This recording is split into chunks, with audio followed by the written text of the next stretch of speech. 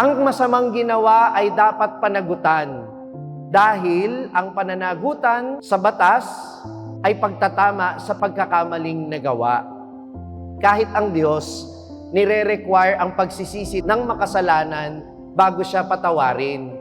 Kaya tayo din bilang bayan ng Diyos, dapat hindi lang natin basta-basta pinapatawad yung mga nagkasala at binoboto pa rin natin sa susunod na eleksyon kahit alam naman nating naging guilty na. Sana ngayong namulat ang ating mga mata, huwag na tayong pumikit muli hanggang sa 2028. I hope we are learning our lessons the hard way.